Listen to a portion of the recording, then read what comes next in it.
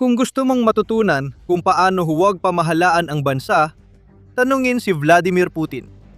Dahil sa kanyang pagkahumaling sa Ukraine, pinabayaan ni Putin na bumagsak ang Russia. Tinago niya ito. Ilang taon, tila matatag pa rin ang ekonomiya ng Russia kahit may parusa at pagkalugi ng pera dahil sa digmaan ni Putin. Pero tulad ng maraming atleta ng Russia noon, parang naka-steroids ang ekonomiya ng bansa. Ngayon, bumigay na ang puso. Walang lunas sa kalagayang idinulot ni Putin sa kanyang bansa. At may isang sintomas ng problemang ito na kitang-kita ngayong tag-init ng 2026. Kakulangan ng gasolina sa buong Russia. Sa 4 na taon, nagawang maprotektahan ni Putin ang mga Russian. Mula sa digmaang siya rin ang nagsimula. Nagdulot ng panganib sa mga rehiyong nasa hangganan ang pagdating sa Ukraine ng mga long-range missile na gawa ng kanluran. Pero maliit lang na problema ito. Dapat asahan ng mga rehiyong yon ang labanan dahil malapit sila sa Ukraine. Mas malaking issue ang pag-unlad ng kakayahan ng Ukraine sa mga long-range drone. Simula nung bandang 2024, ang mga drone na yon ay palalim ng palalim ang pagpasok ng mga drone na yon sa Russia. Ngunit sa kabila nito, hindi pa rin kita ang totoong epekto ng digmaan. Matagal na ring matatag ang ekonomiya ng Russia at hindi nagkaproblema sa supply ng gasolina. Pero noong 2026, nagbago ang lahat. Naubusan na ng gasolina ang Russia sa higit sa isang paraan. Iniulat ng politiko na 2/3 ng 83 rehiyon ng Russia ay may problema sa supply ng gasolina. Milyon-milyong Ruso ang kailangang umangkop sa mga kontrahakbang, mula rasyon hanggang pagtanggi magbenta ng gasolina sa hindi militar o serbisyong pang-emergency. Malalim ang krisis at ito na marahil ang unang hindi maiiwasang palatandaan ng digmaan ni Putin na kinaharap ng buong Russia. Habang binobomba ng mga drone ng Ukraine ang mas maraming oil refinery, winawasak ang mga depot at pati na rin ang mga fuel truck habang dumadaan sa mga sinakop na teritoryo. Kumakalat ang takot sa mga mamamayang Ruso. Sinabi ni Irina sa Al Jazeera, "Natatakot ako dahil sa kawalang katiyakan at hindi ko maunawaan kung saan patungo ang sitwasyon." Sabi ni Igor, isang residente ng Moscow, "Maaaring mawala ng kontrol ang lahat kung magsara ang mga pangunahing industriya dahil sa krisis." Hindi alam ni Igor kung gaano katumpak ang sinabi niya. Kahit gaano pa kalala ang krisis sa gasolina ng Russia, sa pananaw tungkol sa digmaan sa Ukraine na matagal nang sinusubukang panatilihin ni Putin sa sarili niyang teritoryo, ang krisis na ito ay sintomas lamang ng mas malawak na problema. Ayon sa Fortune, hanggang 25% ng kapasidad ng pagdadalisay ng Russia ay napatigil ang operasyon. At may mga ulat na ang mga tao ay naghihintay ng 18 oras o higit pa sa mga gasolinahan para lang magkaroon ng pagkakataon na makapagpakarga ng gasolina sa kanilang mga sasakyan. Lantad na ngayon ang mga problemang matagal tinatago ni Putin at nakikita na ng lahat. Ang krisis sa gasolina ay masamang palatandaan ng sakit na tinulungan likhain ni Putin. Tulad ng isang sipsip at uwad na leader na siya, sinusubukan ni Putin na magtago sa mga nangyayari habang ginagawa ang pambihirang hakbang na aminin na marahil mayroong seryosong nangyayaring mali sa Russia, sa industriya ng gasolina nito at sa mas malawak na ekonomiya nito. Noong Hunyo 28, nag-ingay ang Kremlin sa pagpatawag ni Putin ng matataas na opisyal para pag-usapan ang krisis sa gasolina ng Russia. Hindi ito nangangahulugang malaki ang epekto. Malayo si Putin sa totoong sitwasyon sa Russia, kaya ang kaya lang niya ay ituro ang problema at utusan ang iba na ayusin ito. Nagpapanggap si Putin na hindi siya hiwalay at kaya niyang makaugnay sa mga Ruso sa pag-amin na may epekto na ang mga hindi maitago niyang pag-atake sa infrastruktura. Ayon sa kanya, may kakulangan ng gasolina sa Russia, ngunit hindi ito critical. Mukhang napakaseryoso ito para sa milyon-milyong Ruso na nakakaranas ng walang laman na gasolinahan.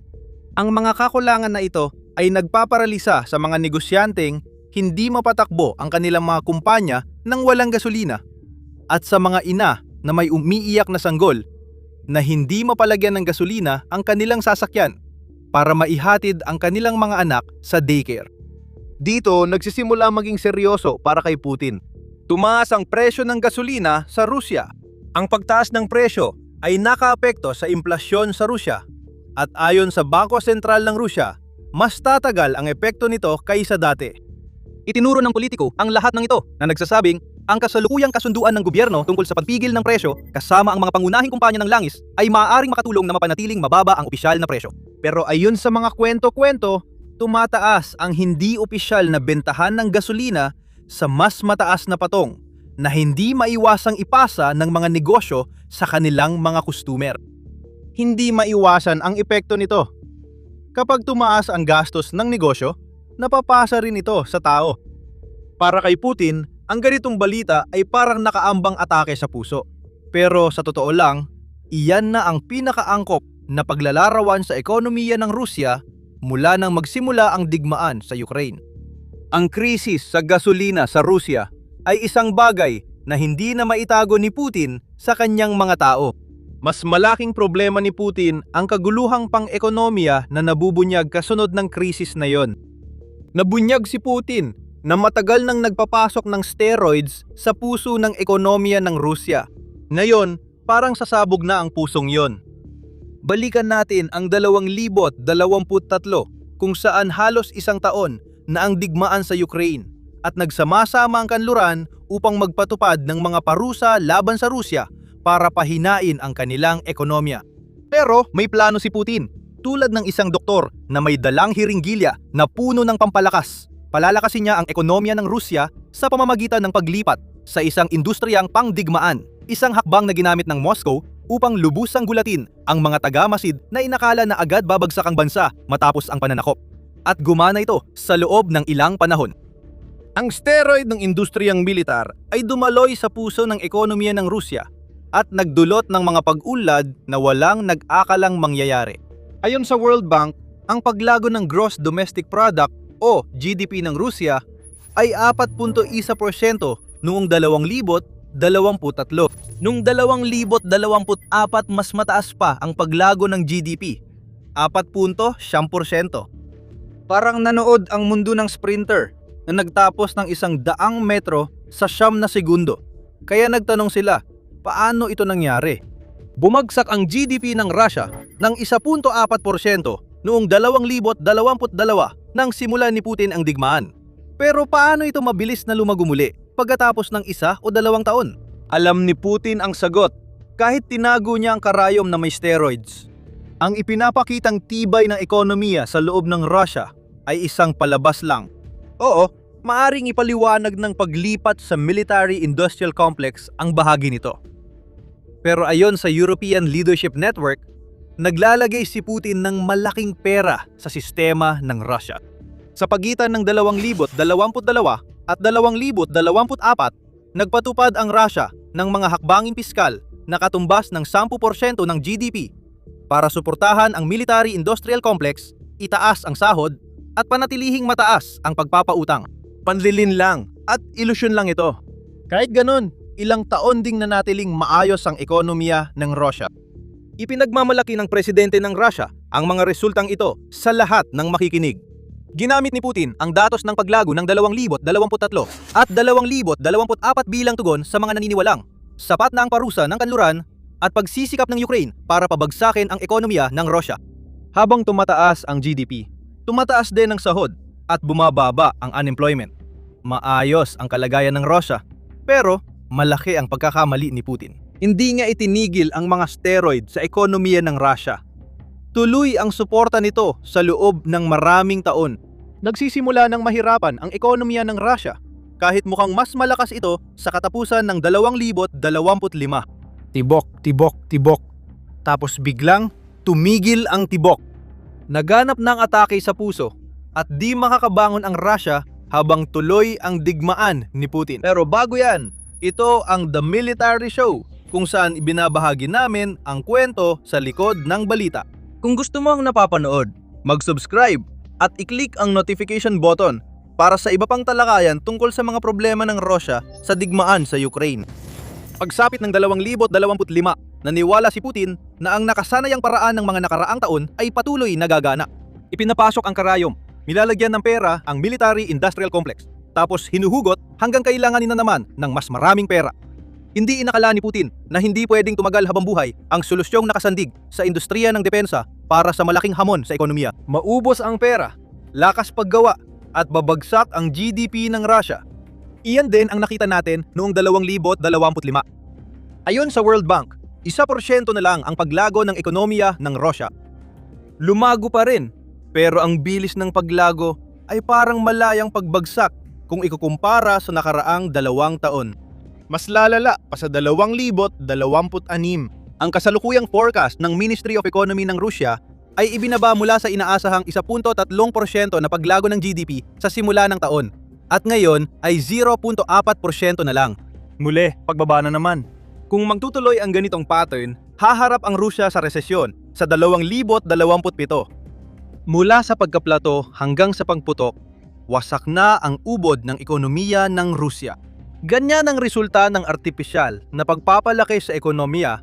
Ramdam na ng Rusya ang epekto. Sa ngayon, parang purgatorio ang ekonomiya nila. Nasa gitna ng paghinto at militarisasyong ipinilit ni Putin sa Rusya matapos salakayin ang Ukraine. Tandaan mo ba yung nabanggit nating mababang unemployment rate? Mas nagpapakita ito ng kakulangan ng manggagawa sa Rusya kaysa sa maayos na ekonomiya. Naubos na ang National Welfare Fund ng Rusya ng bilyon-bilyong dolyar para sa digmaan ni Putin at malaking bahagi ng pinaglalaanan ng federal funds ng Rusya ay classified, kabilang ang 80% ng defense budget. Mahirap malaman kung saan napupunta ang pera. Malaking pagkakamali ni Putin ang paggawa ng ekonomiyang kontrolado ng military-industrial complex. Dahil inakala niyang mabilis matatalo ang Ukraine at makukuha ang bilyon-bilyong yamang mineral para bumawi pagkatapos ng digmaan. Hindi bumagsak ang Ukraine habang lumulubog sa problema ang barko ng Russia. Kanina sa video, tinalakay natin na ang krisis sa gasolina ng Russia ay sintomas ng mas malaking problemang pang-ekonomiya ng bansa. Ano ang ibig nating sabihin doon? Sa madaling salita, nauuwi lahat ito sa inflasyon. Nabanggit natin na ang presyo ng gasolina sa Russia ay nakakaapekto sa inflasyon sa bansa. At yan ang nakikita natin. Kahit na sinusubukan ng Russia na pababain ng presyo sa pamamagitan ng paglalagay ng limitasyon sa presyo ng mga kumpanya ng langis, ang dagdag presyong dulot ng mga hindi opisyal na bentahan ay sumasalungat sa mga pagsisikap na iyon. Halimbawa, sa Sebastopol, daungang lungsod sa Crimea, na matinding tinamaan ng kampanya ng Ukraine laban sa gasolina ng Russia, tumaas ng 30% ang presyo ng gasolina sa isang linggo, ayon sa Moscow Times. Problema para sa Rusya ang palatandaang ito ng inflasyon. Problema na talaga ang inflasyon. Tumaas ng 2.1% ang mga presyo sa buong bansa sa unang 2 buwan pa lang ng 2026. Pero maliit na bagay lang yan kumpara sa 10% na antas ng inflasyon na naranasan noong 2024. Nag-aalala ang Rusya dahil lumalamig ang ekonomiya. Lumalaganap ang matinding krisis sa gasolina at bigong mapigilan ng inflasyon. Kaya posible silang muling dumanas ng inflationary spiral at biglang pagtaas ng presyo. Tumutugon na ang sentral na bangko ng Rusya. Ang pinakahuling pagbaba ng key rate ay nagbaba lang sa base interest rate ng Rusya ng 14 na punto sa 14.25% nitong Hunyo. Masyado nang mataas ang rate, kaya hirap umutang ang mga negosyong nangangailangan ng pera. Pero hindi kayang ibaba pa ng Rusya dahil sa issue ng inflasyon. May nagsasabi na sapat na ang paglamig ng ekonomiya ng Rusya para bumaba agad ang rate at mahikayat ang pagpapautang. Patuloy pa rin ang krisis sa gasolina at posibleng tumaas ang inflasyon kapag ibinaba ang pangunahing rate. Walang panalo sa ganitong sitwasyon. At malinaw na kahit anong subukan ng mga ekonomista ng Rusya para ayusin ang sitwasyon ay magiging kalahating solusyon lang sa pinakamabuti. Marami ang naniniwalang digmaan ni Putin sa Ukraine ang sanhi ng mga nangyayari ngayon. Patakaran ni Putin, parang binigyan ng steroids ang ekonomiya ng Rusya, kaya maling larawan ang lumabas. Si Putin ang dahilan ng bumigay ang puso at tuluyang bumagsak ang ekonomiya. Si Putin ang dahilan ng krisis sa gasolina na nagpapahirap sa Rusya ngayon. Walang nangungunang ekonomista ng Rusya ang magsasabi niyan ng direkta. Ipinapahiwatig nila ito kapag sinasabi nilang pabor sila sa pagtatapos ng labanan. Isang palihim na paraan ng pagsabing itigil mo na ang digmaan bago mo tuluyang ibagsak ang Rusya, Putin. Hindi aatras si Putin sa Ukraine. Dinala na niya ang Rusya sa pinansyal na bangin at itutulak pa niya ito sa tuluyang pagbagsak dahil sobra niyang obsession sa Ukraine. Hindi niya napapansin ang malaking panganib na kinakaharap niya. Ito ang kasalukuyang realidad ng Rusya. Wala na ang biglaang pagpopondo ng Estado, nagbigay ng maling impresyon na maayos ang ekonomiya ng Rusya noong 2023 at 2024. Malaki ang ibinaba ng kita mula sa langis at gas dahil sa parusa ng kanluran at mga pagsalakay ng Ukraine na sumira sa mga refinery, dipo at imbakan. Noong Mayo, 6 na buwang sunod-sunod bumaba ang produksyon ng langis ng Rusya. Noong 2025, bumaba ng 24% ang kita ng federal na budget ng Rusya mula langis at gas. Ganito rin sana ang mangyayari buong 2026 kung hindi dahil sa Operation Epic Fury at pagsasara ng Strait of Hormuz nagbigay ng pansamantalang ginhawa sa Rusya. Bumabalik na sa normal ang presyo ng langis at posibleng bumaba sa $60 kada bariles sa bagong taon. Ayon sa oilprice.com, unti-unti nang nawawala ang pansamantalang biyayang tumulong sa Rusya. Ang mga sektor ng paggawa na may kinalaman sa depensa kung saan nagbuhos ng malaking pera ang Rusya ay nagsisimula ng mahirapan dahil naabot na ang hangganan ng produksyon at wala nang natitirang kapasidad para gumawa pa. Ang pagkaubos ng sibilyang manggagawa sa Rusya ay isa pang problema. Ang mga manggagawang iyon ay napunta sa sektor ng depensa o Ukraina at namatay. Kaya kulang sa mahuhusay na tao ang mga negosyo sa labas ng military-industrial complex, habang nahihirapan pa rin sa mataas na interest rates. Walang pagbangon mula sa mga sektor ng Rusya na hindi kasali sa digmaan, at ang mga kasali ay sagad na at di na kayang lumago. Habang nangyayari ito, patuloy na nauubos ang pondo ng Estado na nagsilbing steroid ng ekonomiyang Ruso. Bumaba ang GDP ng Rusya sa unang quarter ng 2026 habang lumulobo nang hindi na makontrol ang kakulangan sa budget ng bansa. Iniulat ng The Hill na muling tumataas ang inflasyon. Pinapatunayan ang pangamba ng mga tutol sa pagbaba ng batayang antas ng interes at ipinapakita ang epekto ng krisis sa gasolina ng Rusya. At hindi titigil ang Ukraina. Hindi ito mauubusan ng mga drone para sa panggitna at malalimang pag-atake na siyang nagdudulot ng malaking pinsala sa industriya ng gasolina ng Rusya, nagpapahina sa makinarya ng digmaan ni Putin at sumisira sa napakaraming mamahaling kagamitang militar na kahit ang pinalaking sektor ng depensa ng Rusya ay hirap palitan. Walang tatanggi rito ang tunay na nakatutok. Si Putin ang kanser ng Rusya at tanging pagtanggal sa kanya ang lunas. Patuloy pa ring nagpapanggap ang Rusya na hindi malala ang sitwasyon. Sa artikulo noong Hunyo, 10 iniulat ng Moscow Times na sinabi ng Ministeryo ng Panangalapi ng Rusya na walang krisis sa budget kahit na umabot sa $83.5 bilyong ang kakulangan sa unang 5 buwan ng 2026. Sinabi pa ni Deputy Finance Minister Irina Okladnikova na ang budget ay isinasagawa ayon sa schedule, na nagpapaisip sa atin kung anong klaseng schedule ang ginagamit nila.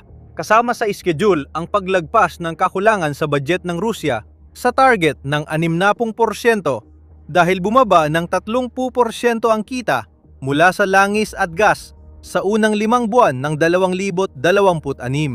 Walang silbi sabihing ayos ang lahat kung magulo na ang Rusya. Pero ganitong paraan ay parang kay Putin. Ipagpaliban ang problema at umaasa ang kaya pang tiisin ng mga tao sa Rusya ang higit pang hirap para sa digmaan ni Putin. Hindi na ito pinaniniwalaan ng mga Ruso. Wala rin namang gaanong maibebentang kwento ang Rusya sa simula pa lang. Iniulat ng Fortune noong Hunyo 30 mula sa Gallup poll na 60% ng mga Ruso ay pesimistiko sa magiging kalagayan ng sarili nilang kabuhayan sa hinaharap. Masama na ang kalagayan at lalo pang lalala. Tumaas din ang bilang na yan ng 21% mula sa 39% na nagpahayag ng kaparehong pesimismo noong 2025. Kaya malinaw na umabot na sa sukdulan ang sitwasyon at napagtanto na ng mga karaniwang Ruso na ang mga napakong pangako at kabiguan ni Putin sa ekonomiya ay nagpapahirap sa buhay nila. May malaking pagkakaiba ang pag-unawa at pag-aaklas laban sa bigong leader. Pero simula na rin ito. At umasa ang Ukraine na magdudulot ito ng magandang resulta para sa kanila. Masyadong obsessed si Putin kaya di siya titigil. Alam ni Putin na ang pagtatapos ng digmaan sa Ukraine na hindi niya mapagyayabang bilang tagumpay, gaya ng pagbagsak ng Donbas, ay isa na namang nabigong pangako sa kalahating dekada. Pero may pagkakataon ulit na madagdagan ang sakit. Mas marami pang sanksyon, lalo na ang mga nakatuon sa mga barko ng Shadow Fleet ng Russia at sa mga bansang bumibili mula sa mga barkong yon at nagsisilbing tagapamagitan sa pagdadala ng mga kalakal na pinyatawan ng sanksyon papuntang Russia ay maaaring sumaksak sa puso ng ekonomiyang Ruso na pinatatakbo ng artipisyal na sigla. Darating kaya ang mga sanksyong yon? Tanging panahon lang ang makapagsasabi. Kahit wala ang mga sanksyong yon, walang lunas sa pinsalang dulot ng palpak na patakarang pang-ekonomiya ni Putin at pagwasak ng Ukraine sa marupok na pundasyon ng ekonomiyang Ruso. May pagbagsak na paparating. Ang mga matagal na kapila sa gasolinahan ang unang nakapansin ng pagbagsak na yon. Hindi na makakabawi mula sa mga problemang ekonomiya na gawa ni Putin sa Russia. At ngayon pa lang natin natutuklasan ang dami ng isyung hinaharap ng bansa. Marami pa kaming ipapakita sa inyo at makikita nyo lahat yon kung papanoorin nyo ang aming video, kung saan ibinubunyag namin ang katotohanan sa likod ng Russia na ngayoy lugmok na. At kung nagustuhan nyo ang video na ito, pindutin nyo ang subscribe at i-ring ang notification bell para siguradong hindi nyo mamimiss ang iba pa naming pagsusuri tungkol sa kalunos-lunos na kalagayan na iniwan ng mga pulisyan ni Putin sa Russia. At gaya ng dati, maraming salamat sa panonood.